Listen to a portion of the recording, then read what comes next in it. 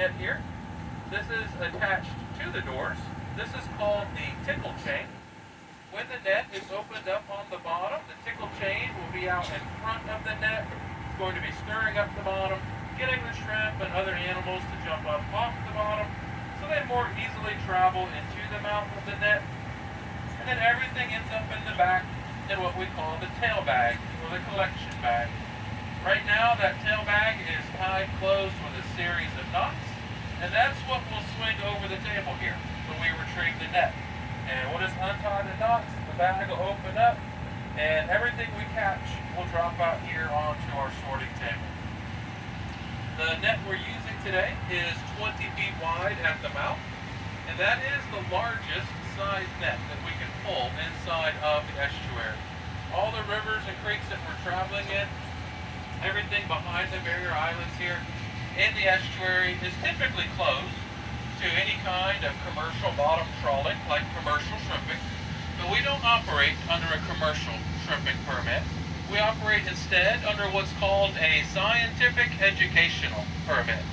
So that allows us to do our trawling here in the estuary, allows us to have passengers on the boat with us while we trawl. It limits us to using nothing larger than a 20-foot net, which is perfect for what we're doing today, which is trying to catch a sample of the animals here in the creek. We're not trying to catch everything in here. And it also means that we don't do any harvesting of these animals. Everything that comes up in our net is only intended for education here on the boat.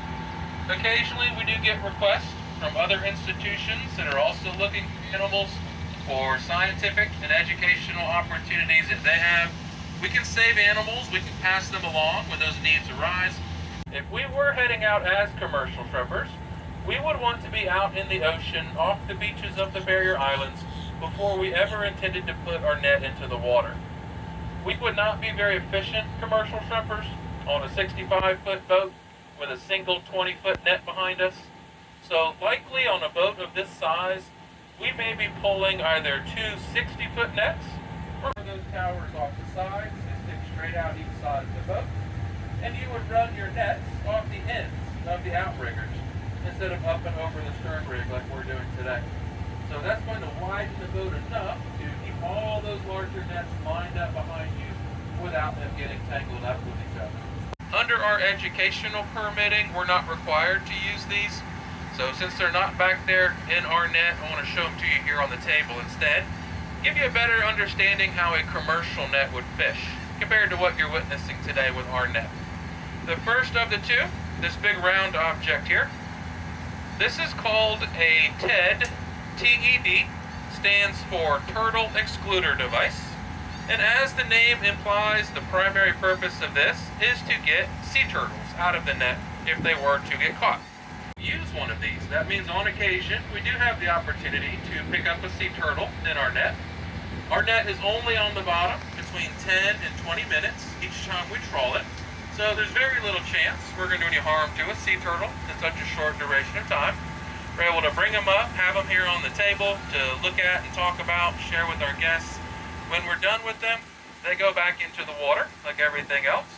On a commercial boat, however, where these are required, commercial captains usually have their nets on the bottom somewhere between 2 hours and 4 hours at a time. Once they get submerged underwater, you'll see the cables spreading apart that are attached to the doors as they open up the mouth of the net for us. There's a third cable back there in the middle called the tongue line. The tongue line is attached to the top of the mouth of the net. That's going to keep the mouth of the net up and open during our trawl.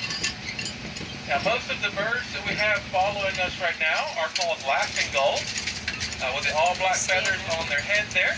The laughing gull is our most common species of gull here along the coast. They make a very loud, distinct laughing type call. You'll hear a lot of that today.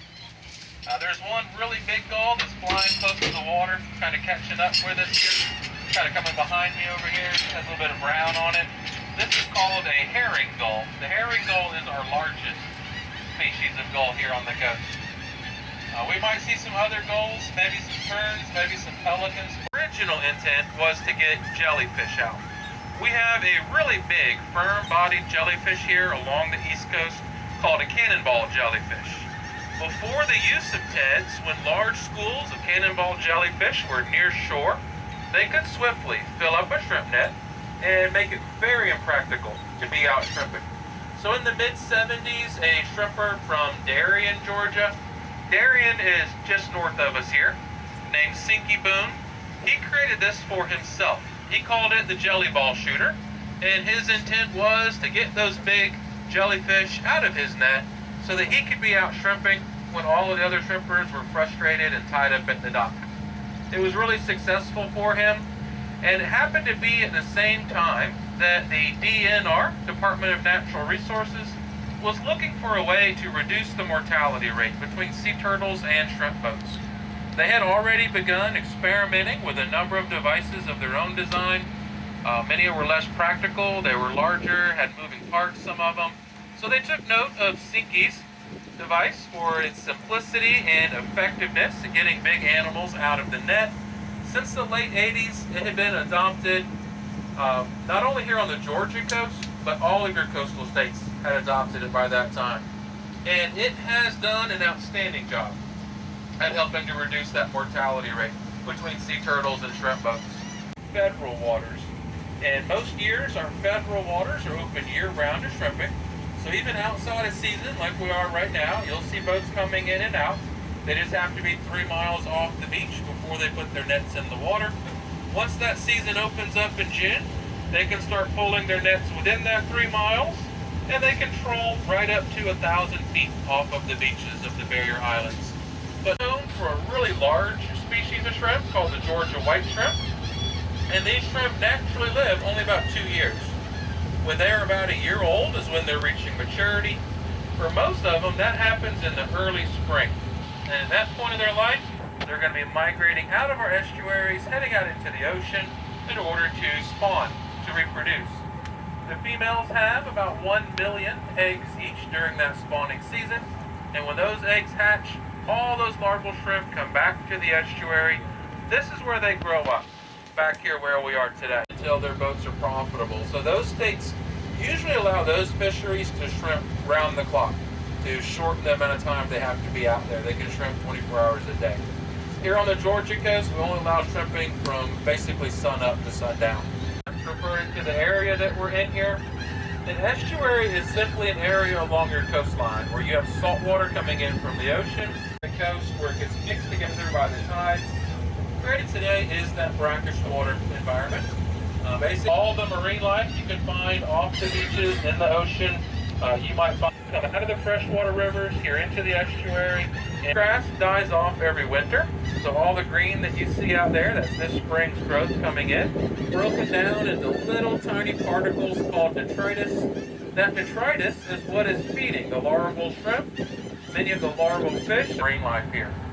So it's because the water looks like this that we can support such an abundance of marine life here in our estuaries. They're too big for the tub, they'll have to lay on the table in front of me. My goal to start off is to separate what we want and what we don't want. If we pull up 10, 20 of one kind of fish, we don't need all of them laying out on the sunny table. So we'll save examples of everything we're supposed to have to talk about, and then look at everything we don't need back in the boat. Once our table is off each time, we'll go back to our collection.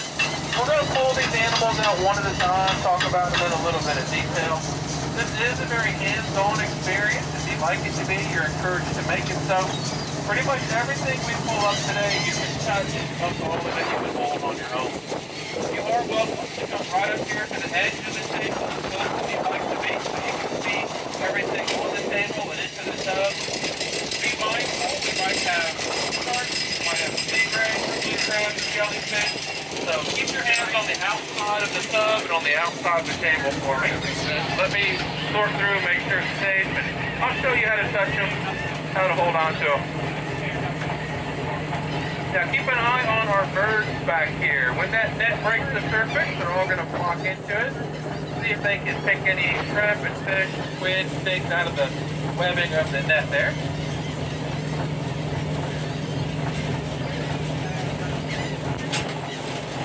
hopefully each time the net comes up, we'll have new animals in it. So hopefully we'll just keep adding things to our collection throughout our trip. I got you. There you go.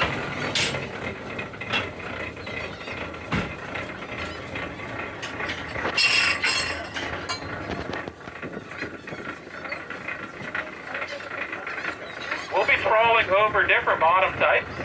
Right now we're over a softer, muddy bottom. Hooked up. We'll be over a sandy bottom when we get out towards the barrier island, so that might help us get a greater variety of animals too. So we'll see what we can start our collection here with.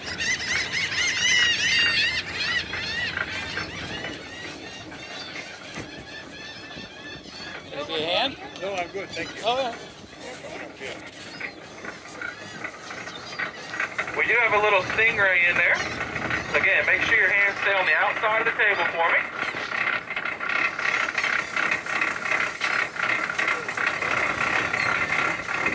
Now, the first thing I'm going to do is go ahead and tie our tail back closed so we can set back out for our next trawl. And then we'll start sorting through our catch here.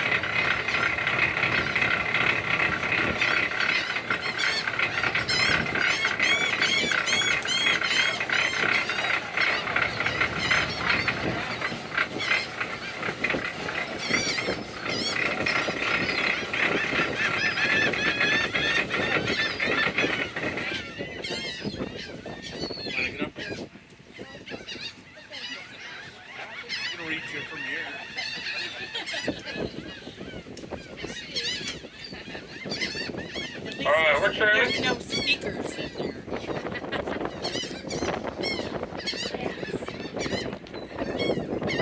Alright, this is our Atlantic stingray. This is one of 3 different types of stingrays that you'll find here along the Georgia coast. The Atlantic stingray is the smaller of our stingrays. They only get about 2 feet from wingtip to wingtip, side to side, when they're fully grown. Some of our larger stingrays, like the southern and the rough-tail, they get about 4 feet from wingtip to wingtip when they're fully grown. Most of the fish we have in here are these. These are called spots. They have this big dark spot right there on their side above their pectoral fin. So that's an easy one to remember their name and recognize when you see them. We have some blue crabs here. These are all female blue crabs. Maybe we'll pick up a male blue crab along the way. This here is our female blue crab. I'll hopefully be able to show you and compare with a male to tell them apart. And this one, with the big orange sponge underneath here, those are her eggs. So right now she probably has 3 to 5 million eggs under there. Between 3 and 5 million. So we'll save both of those so we can look at both of those more up close there. We have some squid. This is the Atlantic breed squid. And he might shoot some ink in the water when he goes in the tub. And you're going to get a chance to hold all of these, if you're wondering. Yep, there's a big blob of ink. Now this is our Georgia white shrimp. This is what we're known for. It's not the only shrimp species that we harvest. We also harvest brown shrimp in the summertime. But this is the one that makes up the majority of our harvest, and the one we talked about the life cycle of the shrimp, and the one we base our season upon. We have some little flatfish in here. A flounder is the flatfish that most people think about. Long, skinny little flatfish that lays flat down on the bottom as well. The laughing gulls are getting a little impatient with me here. This one is called a menhaden. Locally, we call these guys pogies. Got a little wound there on his belly. I think we're going to let the rest of these guys go. Oh, this is a neat fish. This one is called a cutlass fish. Some people call them silver eels. A cutlass is a type of sword. So you can see how you might get that name with that metallic silvery look there. Oh, we just landed on the blue crab. That might not have been smart there. Alright. Oh, here's a neat little crab. This one is a spider crab. also called a decorator crab. Now, the fish and the shrimp on that side of the table over there, those are all safe. If you want to pick any of those up and help send them off the back, we're going to get rid of everything else here on the table.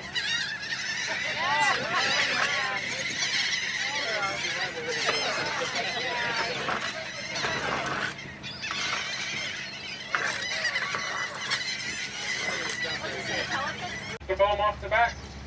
Give him a good toss there. All the way off the back. Good job. Take a look at our stingray and then some smaller fish, and then we'll get into our shrimp and our crabs and our squid, our vertebrates there. Let's start with our stingray. So again, this is the Atlantic. It's serrated on the sides, and there is venom in the serrations on the sides of the barb. They have the barb in that location on their tail, so they can flex their tail and get that barb up and over their back. They spend a lot of their time buried down on the bottom, so when they're attacked by a predator like a shark, it's usually coming in from the top. So they want to get that barb up and over their back to defend themselves. Now you can see the eyes are right there on top of the head, and they have these really big holes right behind the eyes. Those holes are called spiracles. The spiracles connect to the mouth and the gills, which are on the bottom of the ray on the underside. And I'm going to flip this one up so you can see the mouth and the gills here on the underside. There's the mouth right there. And these little slits running down are the gill slits that they breathe through. Sharks and rays, they have multiple gill slits to breathe through, where the fish we're going to look at, they'll have one gill opening on each side of their head. And when we look at the fish, we're going to open up the gills, take a closer look at them, and talk about how they function. Now this one has a little bit of a crisscross pattern underneath there. That's from the webbing of the net. This one was pressed up against the net on the inside there. They have very sensitive skin, especially on the underside. But you can think about when you lay in a hammock, you get up, you have the whole hammock print on your skin. Well, their skin is a lot more sensitive than ours. In the bottom of a muddy creek, try to take water. You can touch it anywhere on top. It does have some little barbs here on the back. They're not very sharp. They're not venomous. You can gently feel these little barbs here. Just don't reach down the tail towards that one. I'm going to hold on to the tail the whole time, so you don't have to worry about that barb. If you'd like to hold on to them, when I come by, just put your hands out side by side, and I'll lay them in your hands for you. Give them one more little dip. All right, you want to start up here? They're really slimy. All that slime helps the mud and the sand come off of them when they're buried down on the bottom. You want to touch them or hold them?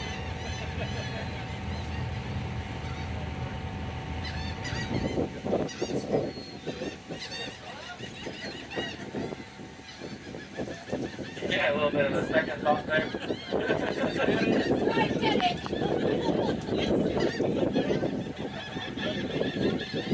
Reach out to me. There you go. Now, rays are born live. The Atlantic stingray is really nice. I'm going to give him a little dip here. Yeah, you're good.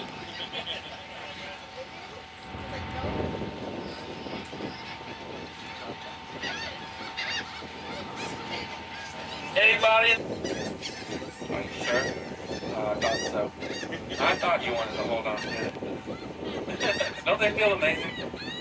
Like, they're so soft. There you go. Anybody remember his name? Spot. I heard it. So he has that big spot on the side, but if we didn't know anything else about him, we could learn a lot about him by looking at different parts of his body. For example, when I open up his mouth, you see it points down to the bottom. So you know he's picking food up off the bottom. He's not chasing after anything. He doesn't really have many teeth inside of his mouth. He's picking up soft things like worms, plant and animal matter. He's our bottom-feeding scavenger, cleaning up the estuary floor. We'll get this one going around in the other direction. You want to start back here? Now, if your fingers are small enough, you can stick them in his mouth there. You can feel around inside there. He won't bite you. Doesn't have many teeth inside there. These spots have. All right, everybody done with our spots? All right, y'all want to throw them over for me? I got one for each of you. Y'all can let these go. We're done with them. We'll grab my other one here. You want to set that one free? Free, I don't think is the right word. Now, this one we use as an example of a fast swimming fish. This one is called a menhaden. Locally, we call these guys pogies. His mouth opens up in the front. Typically, you would think that fish is chasing after other fish. So most of your predatory fish, retrieve the net. their mouth opens up in the front, they're chasing after others. This one in particular is not chasing after anything. He's just swimming through the water with his mouth wide open, letting the water flow in his mouth and out through his gills. I'm going to open up and look at his gills here. You'll see these red parts. This is how they breathe. Fish take water in their mouth, pass it out over their red feathery gills.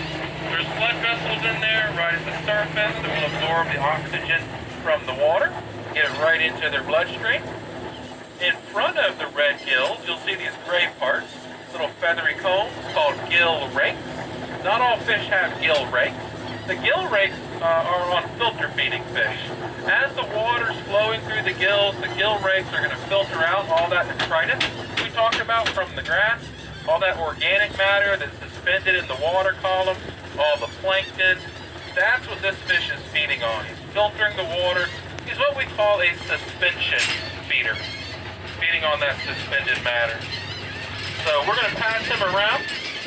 Let you hold on to him. You can open his mouth out and open his gills. Check out those gills up close.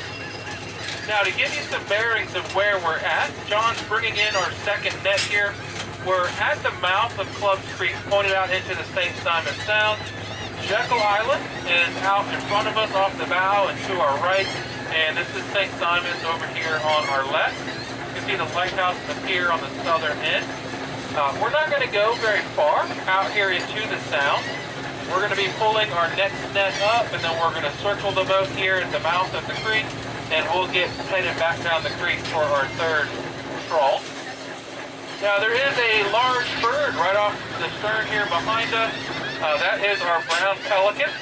It's sitting in the water there. That is a juvenile brown pelican. He's less than 3 years old, doesn't have his adult plumage yet. If we see the adult brown pelicans today, they'll have blonde and white feathers on their head and their neck. So he's circling over behind me over here. Going to come in nice and close. This is one of two different types of pelicans that we have here. We have brown pelicans and white pelicans.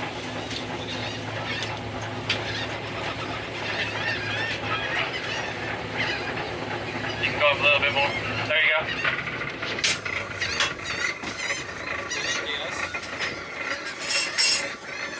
All right, here comes our second net. We'll see if we can add to our collection there. We still have our blue crabs, our shrimp. Okay, we're hooked up.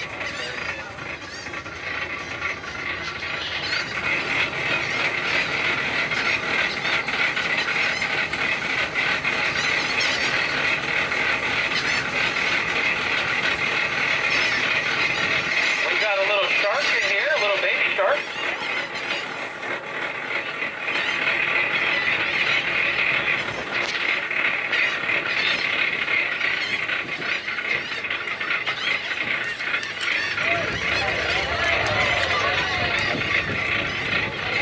Now again, the first thing we're going to do is tie our tail back closed so we can step back out for our third trawl. Species you'll find in and around the barrier islands and in and out of the estuaries. This is a small species of shark, only gets about 4 feet long when it's fully grown. Rather small, especially compared to its relative, the hammerhead shark, which gets maybe 14 feet when it's fully grown. This is our sea trout. This one is the summer trout. This is one of 3 different types of sea trout you'll find here in the estuary. Our stingray. crab's trying to escape the can. We got quite a few menhaden here. We'll put one of those back in the tub for us. Alright, let me see. We'll grab that other squid. We have a couple squid in there. Those over there, those are safe. You can send any of those over if you like.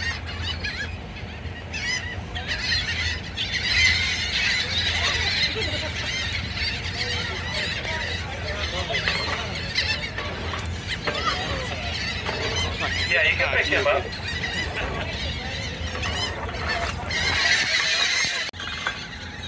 All right.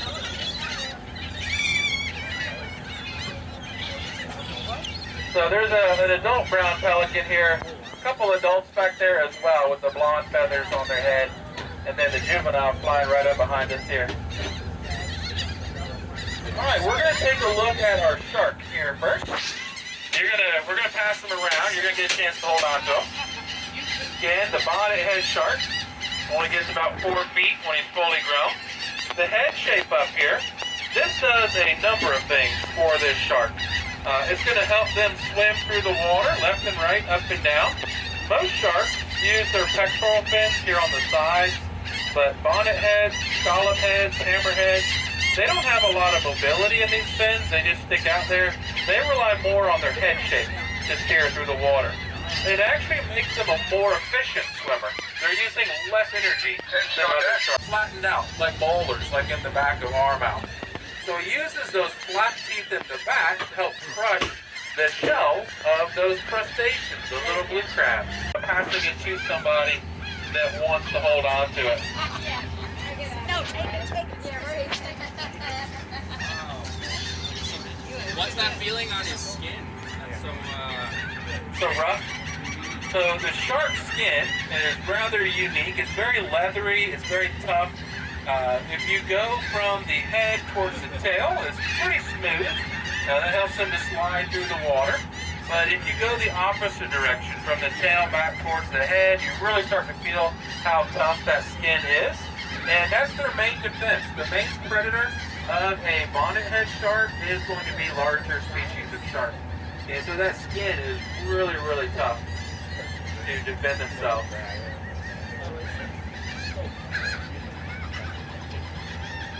Now, while he's going around, we have our sea trout. This is more teeth, the little fangs up top. We're going to help him to grab on and hold on to that really big prey. He'll even eat another sea trout, half the length of his body or smaller. Now, when we pass him around, he won't bite with the little fangs there. So if you want to gently open his mouth and feel the teeth and feel the fangs, you're welcome to. I've got a couple sea trout. I think they're occupied up into a foot or two of water hunting blue crabs. And they usually will school, so you might run into you might run into 4 or 5 of them together. But I would be comfortable just letting them swim right by me or even swim between my legs. There is a small possibility that they might bite. It would be what's called investigative bite. The water doesn't have good visibility, so they might not know what you are. The only way for them to know is either to bump into you or to bite you. So that would be, if you look inside this one's mouth, there's something looking back at you. Look for something gray with 2 little black eyes. This is a parasite that's very common in filter feeding fish. This is called a tongue-eating isopod. And as its name says, the isopod will eat the fish's tongue in order to make room for itself to live in the fish's mouth. I'm going to pull it out of there. You can see it better. The isopod is going to hold on to the muscle where the tongue was attached, and then the fish can move the parasite around his mouth as if it was the original tongue. So this is the only example of this that we've ever seen in nature where one animal is going to remove part of another and then function as that part of the animal for the rest of its life. This is the Atlantic reef squid. He's a cephalopod, like an octopus. He has little tentacles up here around his mouth with suction cups down the length of them. 2 of the tentacles are really long compared to the rest. These are called clubs. The clubs have suction cups just on the very tips. They use the clubs to reach out really fast, grab onto their prey, pull them back in, wrap them up with the short tentacles, and then they have a sharp little beak right in the middle to take little bites of their food with. On the other end, he has little fins for swimming through the water. They can swim either direction through the water, head first or tail first. They're usually swimming tail first through the water, unless they're hunting. Then they'll go head first. When you're holding on to them, you want to hold on to the body. Let the tentacles hang free. That way they don't grab onto you. If the little suction cups start grabbing onto you, that usually means they're intending to try to bite you. So pull them off your fingers if they get a hold of your fingers before you get bit. But you can hold them by the body. You can lay them across your fingers or your palm and just let the tentacles dangle free like that. Now all the little spots on the body,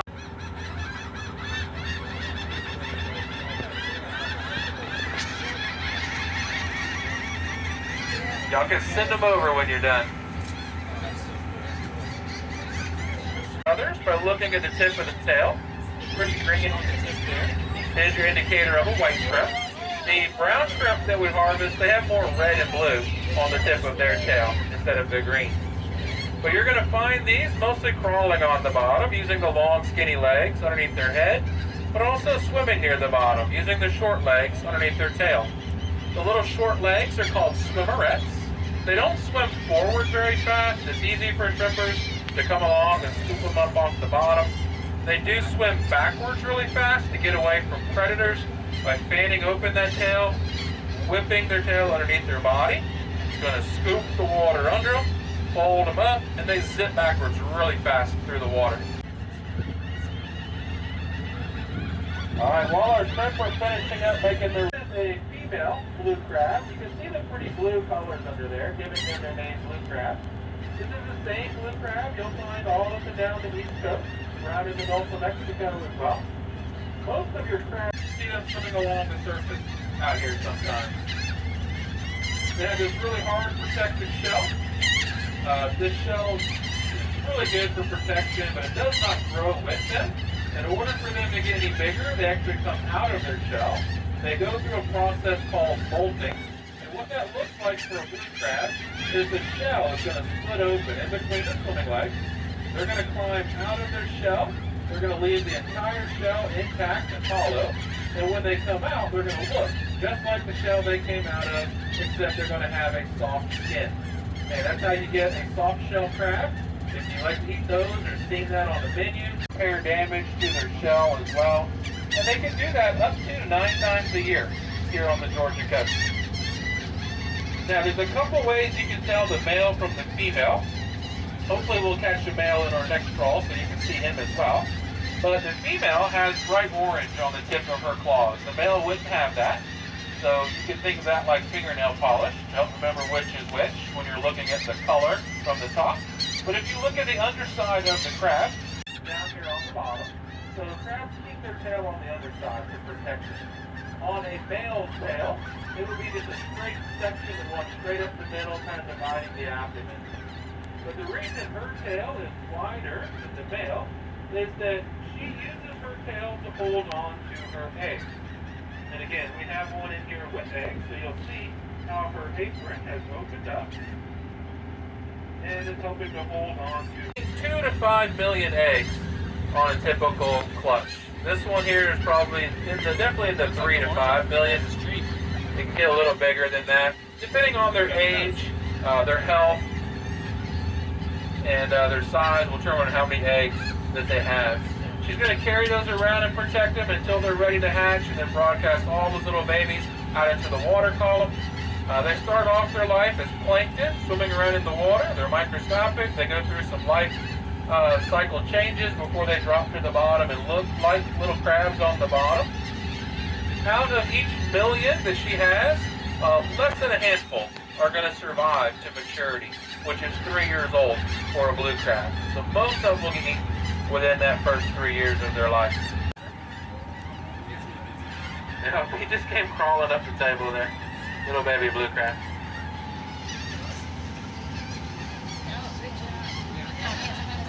Good. Anybody else over here want to hold on to our blue crab? go. And I'm going to hold on to this one's claws for a minute. And if you'd like to feel the eggs underneath here, you can do gently touch those eggs and see what they feel like as well.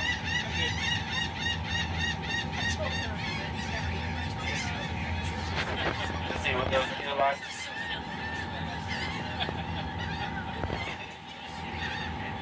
It does feel like a little sponge.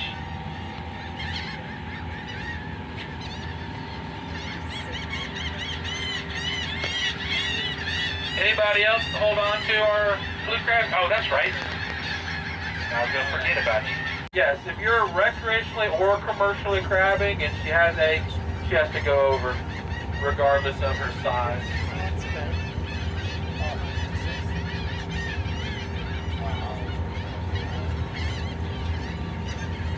There you go. Would anyone else like that? Anybody else want to come up see what crab eggs feel like, Ray?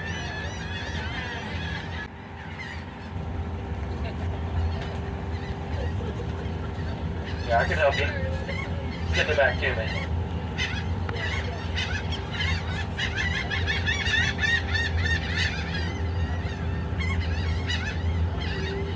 I feel like my umbrella failed me, did it? Oh no! I feel like it failed me. You want to throw them over? Maybe one right here. They're usually vertical in the water, down near the bottom. They wait for something to swim over, and they come up. They have these really big, fang-like teeth to grab on. But you can check out the little teeth in there. Imagine those teeth when he's fully grown 4 feet long.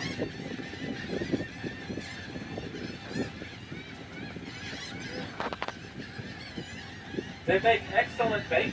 That size right there, maybe a little bit bigger, is really good for offshore trolling.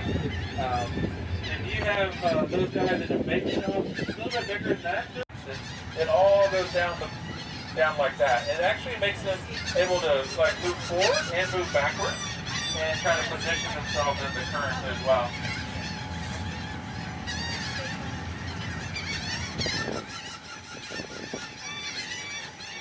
Oh, we have our little tiny spider crab in here too. Little decorated crab. He can crawl around in your hand. He gets about the size of your hand when he's fully grown. Attention on deck, crew, retrieve the net. He's called a deck.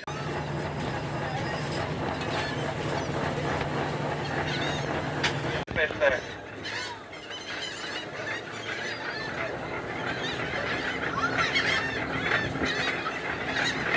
Hold up right there, John. All right.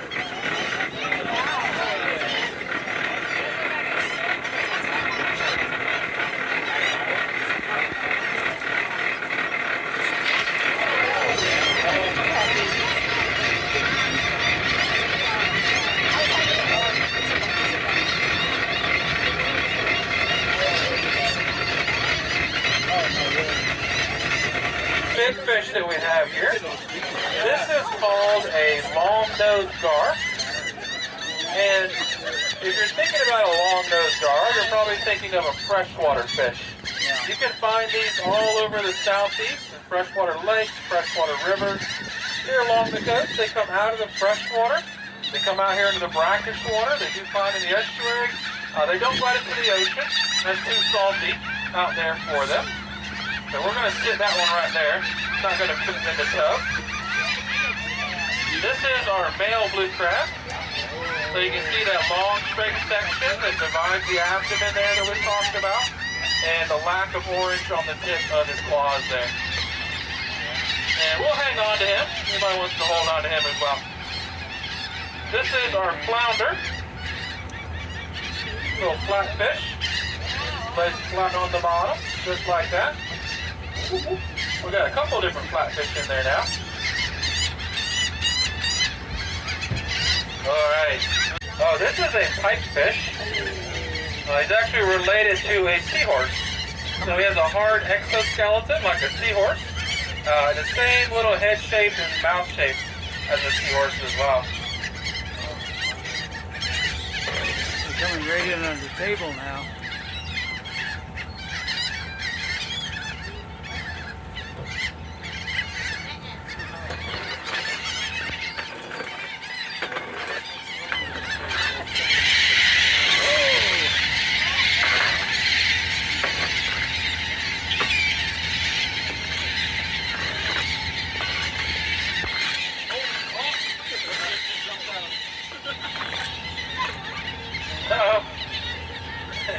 One more little shrimp there. I'm glad you didn't get plastic bottles. Yeah. We don't pull up a lot of trash in our net, but occasionally we'll pick up something off the bottom. I would say for the most part, usually comes up trash-free, thankfully. Look at that. These really sharp, long, pointed teeth to grab on and grip those fish. Now, they generally are not trying to bite. They look really scary there, but I've never seen them try to bite. But occasionally they do open and close their mouth. He did it a couple times when I first held him up. Just kind of randomly open and close his mouth. What he's doing is trying to breathe. One of his neat adaptations that other fish don't have is that he can actually breathe outside of the water. You can see right now his mouth opening and closing. He's forcing oxygen over his gills. And if he needs to, he'll take a big gulp. And so you might see his mouth just open and close really big to breathe outside of the water. So when we're passing him around, both of his eyes are on one side of his head. When he's born, he's actually swimming upright like this. It looks like any other larval fish out there, including having an eye on both sides. And then his right eye is going to move up and over the top of his head to the left side, so he can lay down and still use both of his eyes. He's an ambush predator. He's trying to hide on the bottom. He'll bury himself in the sand or the mud, even from the first trawl. This is a hard one to hold on to. He's really slippery. But this is a full-grown tonguefish right here. They don't get very big. Just like the flounder, he has eyes on one side of his head, but they're much smaller. He has little tiny eyes, little tiny mouth. More of an opportunistic feeder. Anything drifting by.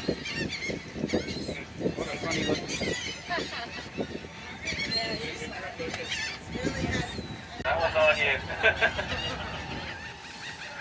Got slime. It's okay.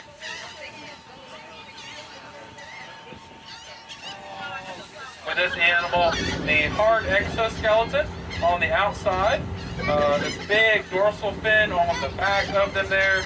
Just like the seahorse, the male pipefish will carry the babies and hatch the babies. This mouth structure up here is open just on the very tip. That's a hard one to hold on to.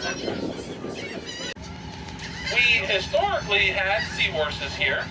You have the Atlantic seahorse that would be common all up and down the coast. But we've never caught one, and I don't know anybody that's seen them.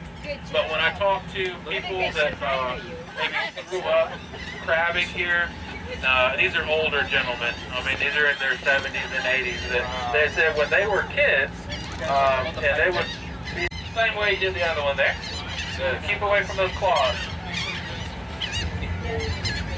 We've got a short cruise back here into the dock to enjoy. If you have any questions, I'll be back here cleaning up, picking out the net. So you can come back here and ask any questions that you have. You gonna try to hold on to them? Good job. There you go. His gills are on the inside of their shell, so he's breathing water on the inside. But when they're out of the water, they'll start blowing bubbles in their mouth parts there to reoxygenate the water that's inside of them. So they can breathe outside the water that way for hours. They can send it.